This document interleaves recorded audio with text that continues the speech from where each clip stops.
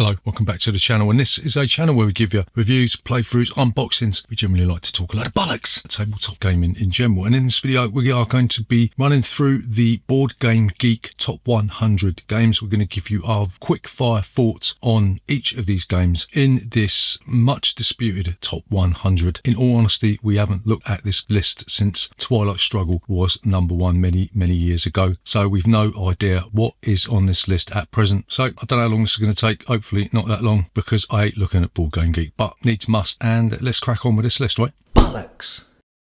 So number 100 is Raiders of the North Sea. This is a very light worker placement game. It's absolutely fine, yeah. You can be putting your workers out on the board, taking different actions, sending your workers out to far off lands to rape, pillage in the Viking tradition. Seems like with the liberal board gaming community, Vikings are an acceptable genre of games when it comes to violence and all things nasty. But who am I to say? This game's absolutely perfectly fine, and I'm glad it's on the top 100, right? So number 99 is Kalis, right? This is one of our favourite worker placement games of all time. I'm rather disappointed this is only 99. It should be further up the list, right? Maybe it's the granddaddy of worker placement games. It's got a nice unique mechanism where you've got this thing called the Provost, which can be moved up and down this track, which adds a little bit of much needed take that into the game, right? Kalis, one of our favourite worker placement games of all time, number 99. So number 98 is a game called Innis, right? This is wrongly regarded as the third part of the Matago trilogy, the other two being Cyclades and Kemet. This is nowhere near as good as the other two. It's a card-based game. You can be playing cards, and this will allow you to manipulate shit on the map, right? Found it a little bit boring, but I still sort of enjoyed it. It's a average dudes on the map sort of game, and yeah, it's all right. So number 97 is a game called The Crypto. We have got this, but we haven't played it, so I can't really talk much about it. I know it comes with these contraptions in the box where you'll be putting cards into this contraption and looking through this sort of red Quality Street wrapper type thing to decode different stuff, but we haven't played it, so we can't really talk about it, and I really should dig it out from underneath that pile of crap behind me and give it a go, right? So number 96 is a game called Key Flower. This plays up to 6 players. It's a worker placement style auction game, yeah, and you'll be doing a bit of tile laying as well. You'll be creating your little village, placing your workers out there to take actions, but you'll be bidding with your meeples to take different actions, right? It's a really enjoyable game. I can see why this is the most popular out of the Key series. A lot of people are going to dispute that, but yeah, I love Key Flower, and we always play at 6 players because our group more often than not contains 6 players, so this is a go-to game for us, right? Number 95 is a game called Battlestar Galactica. This is a hidden role traitory sort of game, yeah? Takes place in the universe of the reboot of Battlestar Galactica. That was very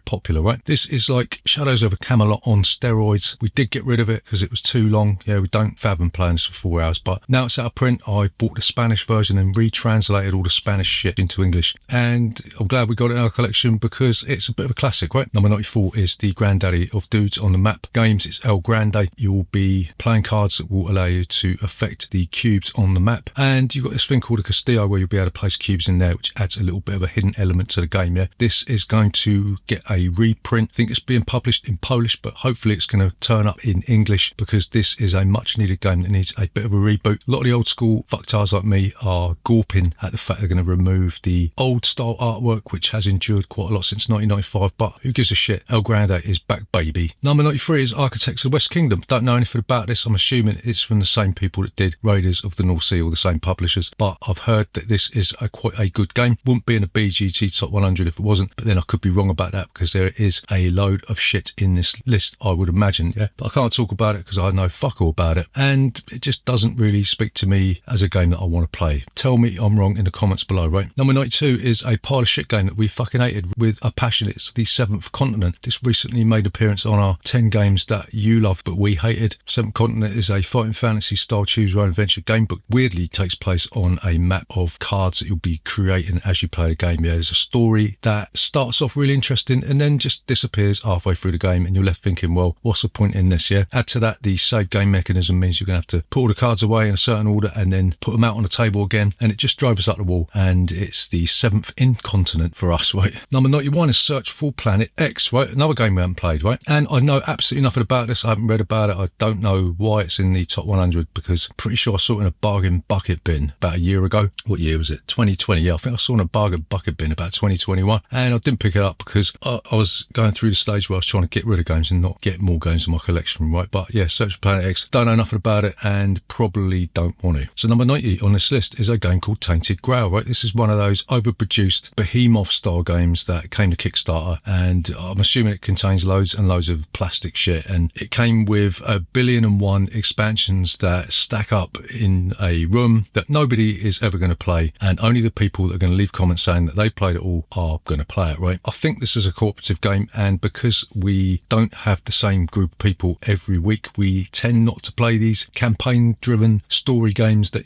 require the same player again and again and again. So I doubt we'll pick up Tainted Grail unless somebody gives it to us or we get sent a copy for fuck all, because it's just not worth us spending out over 100 quid on a game that we probably won't play, right? Number 89 is a game that is in our top 10, right? It's Seven Wonders. This is a fantastic civilization building game by Anton Bowser. Be playing cards into your tableau, building up your civilization bit by bit, and after 7 rounds you'll tie up all your victory points of the player who's got the most wins, right? This condensed down games like Sid Meier's Civilization and all the massive beastly civilization goes down into about half an hour or maybe a little bit more if you've got some of the expansions. Recently got a reprint, don't know why, it didn't change the game very much, but it's one of our favourite games of all time. Never gets old. I've been playing this since, when was it, 2012, something like that. 2010, so I've been playing it for 13 years and I still love it more than I love my dead cat. Yeah, so that's fantastic. Number 89 is another game that we can't stand. It's Dominance Feasts. It's dominant species. I almost said dominant feces, right? I hate this game. It's an action selection game. You'll be placing your pawns out onto a sideboard thing with different actions. You'll be taking the role of insects or dinosaur type things, and then you'll be manipulating the main board and checking for dominance every fucking minute of the day, right? And that's what drives me up the wall, is trying to check dominance is a real pain in the arse. Some people have said that dominant species marine fixes this problem. I might have to have a sniff at that, but as it stands, dominant species is a truly awful game that I really dislike, yeah? And let's change the subject. Number 87 is The Voyages of Marco Polo by the designer that is revived by the Twitterati and BGG comment sloths, yeah? It's by Daniel Tassini. In this game, you'll be rolling dice, you'll be taking actions on the board, you'll be trying to get your explorer to Beijing to get extra victory points. The thing that makes this game extra special is that everybody has got a game-breaking special ability, right? They're off the chart stupid. One of the keys you can be, you can choose the numbers that are on your dice, so you don't have to roll the dice, right? So the fact that each of the explorers has got a supercharged special ability that makes your deck bigger than Superman's, right? Makes this an absolutely fantastic dice placement game, yeah? Everybody should play. Number 86 is a game by Ignacy Trzewiczek when he made stunning games. It's Robinson Crusoe Escape from the Cursed Island, right? This is a game that we've only ever beaten once, right? It's a worker placement game. You put pawns out on the board, taking different actions. You'll be trying to survive. You'll be trying to build a palisade that will protect you from the elements and nasty beasties that are going to come out. And this game had a really neat mechanism where you could defer the inevitability of your demise. Shuffle the card that's going to kill you back in the deck, put it off, and then it's going to come back, but you don't know when, yeah? Absolutely fantastic game. Got a second edition. It's got some deluxe reprint that's taken 100 years to get to the Chinese manufacturers, and yeah, we don't care about that because Robinson Crusoe is still a fantastic game. Number 85 is a game that we absolutely love. It's way up there on our top 100 list. It's in our top 10. It's Obsession, right? In this game, you will be trying to court Victorian gentry, trying to convince them to play croquet one more time so you can get cash that is going to allow you to invite more gentry and rip off more people, yeah? The theme melds really well with the game. Each of the cards of the characters is a real-life photograph, or it looks like it is. Maybe it's all a ruse. But yeah, Obsession, one of the best games from an independent publisher, and we're looking at a new expansion for this, so I'm salivating for that. I just hope Kent Games get the new expansions to the table very quickly, because I can't wait for that. Number 84 is a game that we haven't played. It's Beyond the Sun. This is a game where you'll be moving cubes up tracks, I do believe, yeah? We almost pulled the trigger on this one a little while ago, but it was on a special offer, which is sort of the only things we can afford these days. But then it went out of stock and we just haven't bothered to pick it up. But I am tempted by this one because I've heard a lot of people raving about it. Doesn't mean anything, does it? But Beyond the Sun has got a lot of positive reviews and it's something that I may have to pick up in the near future. Number 83 is one of our favourite worker placement games of all time. It's a stalwart in our collection since it was released years ago. It's Lords of Waterdeep. Be placing your workers out on the board to take actions, right? That's all you're going to be doing. You'll be building buildings, you'll be hiring wizards and thieves and all that sort of shit to do your dirty work for you, because you are going to be one of the slaves to the Lords of Waterdeep. Forget the theme, it's got nothing to do with Dungeons and Dragons, but there's just something about this game that is eternally fresh and endearing, right? And it's never going to go out of print, hopefully. And we love it. It's great. Number 82 is a game called Fields of Arla. We have never played this one. I think, is it an Uwe Rosenberg game? Maybe it's like, is it a 1-player or 2-player game? Don't know much about it. I'm assuming it's just a re-implementation of Agricola, in which case, don't need to bother with that because we got Caverna and we got Agricola, so what's the point? Number 81 is a game called Teotihuacan. I think I'll pronounce that right. If I haven't, the liberal among you will correct me on that. This is a dice placement game. Some people call it a rondel game because you'll be moving around this track on the outside of the board. You'll be building these sort of pyramid type structures and doing a bunch of stuff, and it's actually really, really good fun, yeah. Spawned a load of sequels that we haven't bothered with because this game is the only one you need, in my opinion. And yeah, dice placement games like them, love this. Number 80 is Through the Ages. This is the old version of the game, right? It's not a new Through the Ages or whatever they called it, but we've got it, but we haven't played it because it takes about 6 hours to play and it is a bastard to teach, like most of Vlaada Chvátil's games, yeah. Maybe we'll get round to it once, but I'm saving it for my retirement if I live that long, and really I can't really say much about this at all. 79 is a game by Bruno Kafala. It is a game called Five Tribes. In this game you'll be picking up meeples off of a tile, be moving around, dropping meeples off to take actions and get points for different sets of stuff. You've got genie cards that will allow you to perform special actions, and whilst it hasn't got the sort of thematic grandeur of other Bruno Kafala games, it's still a very, very decent pick up and deliver type of game, yeah. Days of Wonder produced this game. As always, it's got stunning production values and it's well deserved at number 79. So number 78 is Clank, a deck building game. In this game you'll be trying to get into a dungeon, loot as much shit as possible and get out before the time runs out, otherwise you die, right? Questionable component quality in these Clank games. I think they've been superseded by the Acquisitions Incorporated Legacy version and the Clank Catacombs game, where you can make up a modular dungeon instead of having to rely on pre-printed maps. But we enjoy this quite a bit. Not really a big fan of deck building games, but this merges the sort of exploration and deck building into one decent package, and we like it quite a bit. So the next game, was it number 77, is Eclipse Dawn of the New Galaxy, the first iteration of Eclipse. This is the only version that we have. We've got everything to do with it. We downloaded all the extra shit like the Santa character and all that stuff. Got the extra ship packs and all that, and it is fantastic, right? Some people say that this is a Twilight Imperium 4 game that you can play in 3 hours. That's a load of bullshit because it takes almost just as long if you get stuck into it and you play with all the expansions, but it's one of the best sci-fi games out there. I haven't played the second edition. I'm sure that's going to be on this list, but Eclipse first edition with all the expansions, just forget the second one. You don't need it. So number 76 is Agricola, the revised edition. I haven't played the revised edition because it only plays 4 players. You need expansion to play 5, and that is a rip-off. The original that we have plays 5 players, worker placement game, and you'll be taking control of a small holding, trying to survive, try not to starve to death. And what we like about this is the occupation cards. It comes in a massive deck and the game changes every time you play it because you're going to be using different occupations, yeah. One of Uwe Rosenberg's greatest games. He's sort of milking it now a little bit with different iterations of this, but we always go back to it. Agricola's a classic game. Number 75 is a game called Eon's End. Don't really know nothing about this one at all, so I can't really talk about it. What does it say about it? It says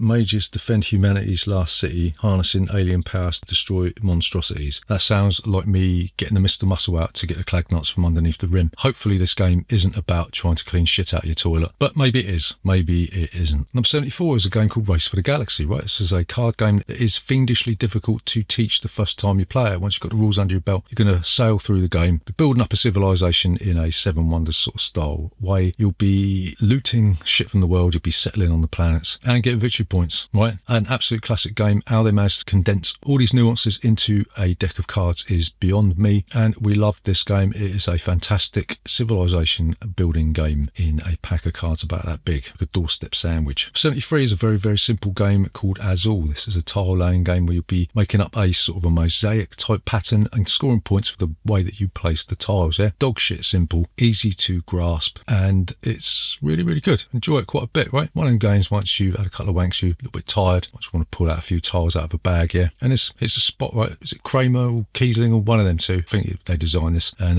yeah, apparently those two have never met. They do all of their designing over the phone because they hate each other's guts. Maybe that's not true. So number 72 on this list is a game called Cthulhu Death May Die. I think this is an Eric Lang inspired game. I don't know, maybe he designed it himself. We haven't played it. I'm sure it comes with shitloads of miniatures because I think it's designed by Coolmany or not or something. But yeah, probably just another dudes on a map game. Eric Lang milking the teat on the cash cow just to fund his Twitter account rant events, but we haven't played it, so I don't know. Number 71 is a game we got rid of years ago because it was dog shit, yeah? It's Android Netrunner. This is a sequel to the original Android card game. This is like a Magic the Gathering type thing, dueling game, where you're not going to be opening booster packs and getting ripped off like you are at the moment if you stupidly bought into Disney Lorcana. You're playing cards, dueling off, trying to get victory points, and then that's it. Loads of people love this game. People still play it, but it's finished, thankfully. And if you like Android Netrunner, then that's up to you, innit? But in my opinion, you might as well just lock yourself in a cupboard and wither away into dust. Number 70 is a game that we did have, but we sold it as Kingdom Death Monster. Game was fine, but we played it with these tokens that we cut out of paper because I couldn't be fucked to trawl through and create all these miniatures with glue and these little Warhammer scissor things that you have to cut them off sprues, yeah, that shit. Not interested in that. I don't even know why we bought it. But the game itself is fine. It's an overproduced monstrosity that is surprisingly very luck-based, and that's one of the downfalls of this game. I think if it was just a load of tokens and a board, people wouldn't bother with it because they'd be going, well, it's just luck-based bullshit. But we bought into the hype, which we don't tend to do anymore. Yeah, I've changed as a human being, right? I'm not as gullible and naive as I used to be. I've reduced that by about 5%. So yeah, Kingdom Death Monster. If you like big, shiny shit, go and get it. If you don't, then tell it to fuck off. Number 69 is a game called Grand Austria Hotel. This is a really, really good game. The theme sees you playing a hotelier where you'll be trying to get guests into your hotel, take care of their needs, hiring staff and all that, and putting them in rooms, basically trying to get as much cash out of them as you possibly can, right? It's a dice-based game where you're rolling dice and you'll be taking dice off the board to do actions and stuff. A superb worker placement Euro-style game that gives you a different type of theme if you're fed up with medieval people looking out of castle windows, yeah? It's great.